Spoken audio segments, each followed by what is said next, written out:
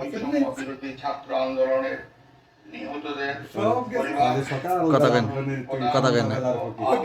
কেন না সকল সহায়তা দেওয়া হবে। দরকার ছিল চেয়ারপারসন বেগম খালেদা জিয়াকে মুক্তি দেওয়ার সিদ্ধান্ত নেওয়া হয়। প্রিয় দেশবাসী, আমি দেশের আইন শৃঙ্খলা পরিস্থিতি স্বাভাবিক করতে এবং লুপ্তরাজ ও ধ্বংসাত্মক কর্মকাণ্ড বন্ধ করতে রাজনৈতিক দলগুলোর প্রতি আহ্বান জানাচ্ছি। থ্যাংক ইউ চাচা, থ্যাংক ইউ, ধন্যবাদ। ও রাষ্ট্রীয় সম্পদ রক্ষায় সশস্ত্র বাহিনীকে কঠোর পদক্ষেপ নেওয়ার নির্দেশ প্রদান করছি।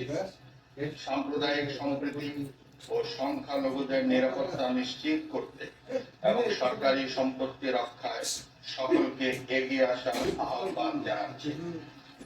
দেশের অর্থনীতি, প্রশাসন ও শিল্প কল কারখানা চালু রাখার লক্ষ্যে